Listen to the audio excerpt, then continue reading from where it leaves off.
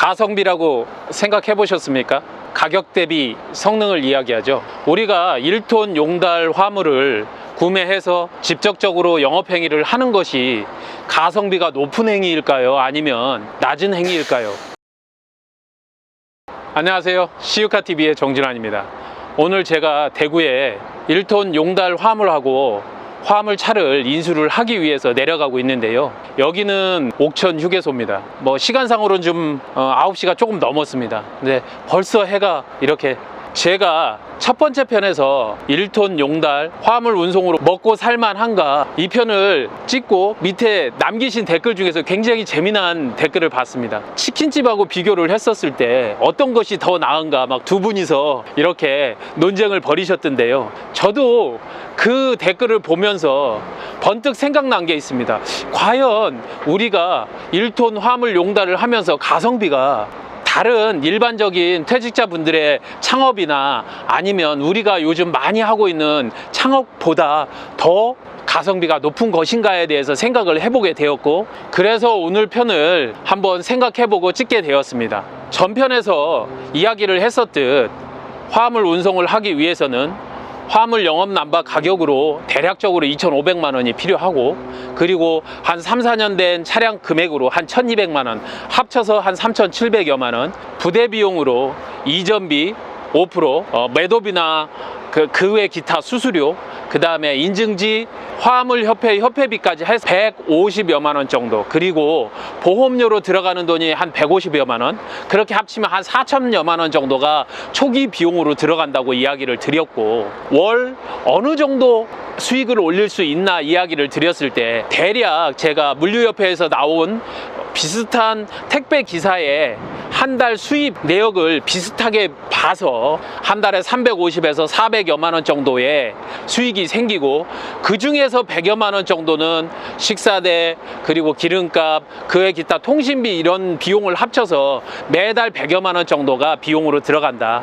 그래서 최종 자기가 가져갈 수 있는 수익은 한 250여만 원 정도라고 말씀을 드렸습니다. 좋습니다. 일을 좀 덜 한다고 했었을 때 최소한 200여만 원. 그래서 처음에 퇴직자들이 저에게 문의를 주셨을 때 한 달에 한 200만 원은 벌 수 있나요? 이야기를 했었을 때 그 정도 금액은 될 것이다, 이렇게 얘기를 드렸었죠. 그리고 제가 가성비를 얘기를 하려면 아마도 이 이야기를 빼놓을 수는 없을 것 같습니다. 화물 운송 기사는 남바를 자기가 양수도를 했었을 때 6개월까지는 의무 보유 기간인데요. 만일 자기가 정말 이 일이 잘 맞지 않고, 그리고 내가 몸이 아프거나 아니면 사정에 의해서 그만둬야 된다, 그러면 초기 창업 비용이 한 4천만 원인데 그 중에서 과연 내가 얼마를 회수할 수 있을 건가도 제가 볼 때는 일종의 가성비 안에 들어갈 수 있다, 이렇게 보여지는데, 그렇다면 얼마 정도를 회수할 수 있을까요?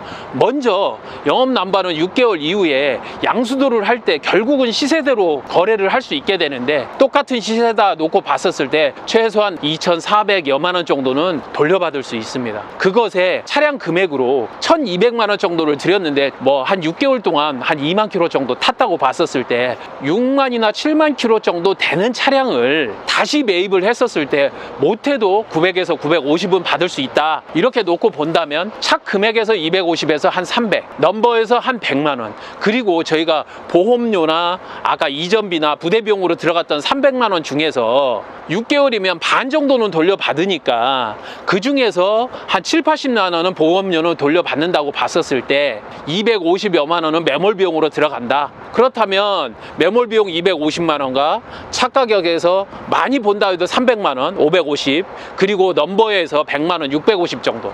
그러면 제가 4천만 원 중에서 최소한 3,300이나 3,350, 더 많게는 3,400 정도를 다시 돌려받을 수 있다고 본다면 80에서 85% 정도는 내가 환수가 가능하다. 정리하겠습니다.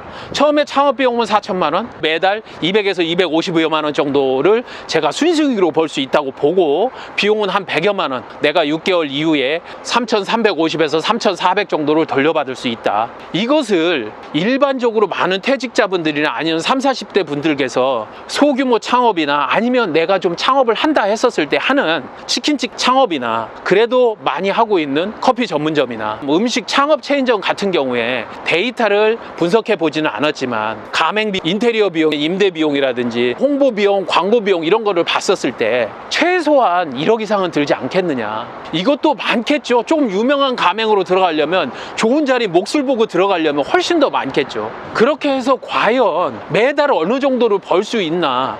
제가 다른 것은 아니더라도 블로그에 들어가서 많이들 봅니다. 실제적으로 제가 같이 커뮤니티를 이루고 있는 자영업자 사장님들과 이야기를 나눠보면 월급 주고 이것 주고 홍보비 주고 뭐 하고 하면 본인 인건비 가져가기도 빡빡하다고 하시는 분들이 대단히 많습니다.